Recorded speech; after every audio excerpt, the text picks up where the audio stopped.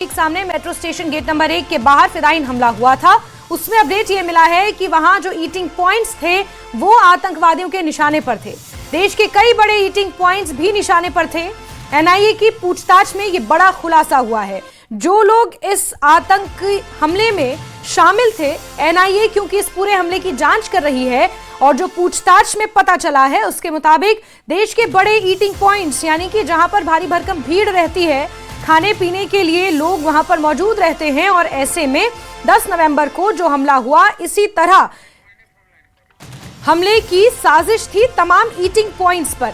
और हमारे सहयोगी अमित पांडे ज्यादा जानकारियों के साथ फोन लाइन पर मौजूद हैं। अमित, जरा बताएंगे पूछताछ में और क्या खुलासे हुए हैं? देखिए, जो एक बात साफ हो चुकी है कि जो गिरफ्तार किए गए आरोपी हैं, अभी तक करीब 9 आरोपी गिरफ्तार किए जा चुके हैं। उनमें और जो हमलावर था, जो मारा गया था सुसाइड बॉम्बर, बड़े वैचारिक मतभेद थे।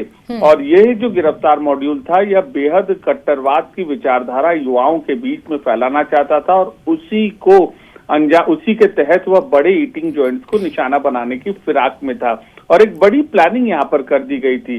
दरअसल जांच एजेंसी सूत्रों के मुताबिक अंसारुल गजावत हिंद, जो कि अलकायदा की विचारधारा से ताल्लुक रखता है, जिसका मुखिया जाकिर मूसा कुछ सालों पहले सुरक्षा बलों के साथ ऑपरेशन में मारा गया था, अब उसके संस्थान की विचारधारा को जिंदा करने में यह जो कश्मीर के बेस्ड जो मॉड्यूल है वह जुटा हुआ था। और एक बड़ी कार्रवाई और एक बड़ी जानकारी हाथ में लगी है जांच एजेंसियों के। आने वाले दिनों में इस बात की उम्मीद की जा रही है कि अन्य कई परतें इस साजिश की खुलेंगी।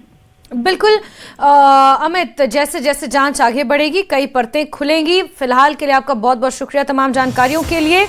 तो यहाँ पर ये बड़ा पर्दाफाश हुआ है एनआईए की पूछताछ में कि कई ईटिंग पॉइंट्स आतंकवादियों के निशाने पर थे और कट्टर विचारधारा को यहाँ पर फैलाने के लिए, जिहादी विचारधारा को फैलाने के लिए इस मॉड्यूल का गठन किया गया था।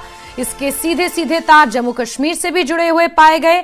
वहां पर भी एक मौलवी जिसके तार जैश ए मोहम्मद से जुड़े हुए पाए गए और इस तरह के अपने मंसूबों को अंजाम देने की फिराक में ये लोग थे। लेकिन आनन फानन में जिस तरह हरियाणा में वो विस्फोटक बरामद हुआ, इनके पूरे प्लान का भांडाफोड़ हुआ।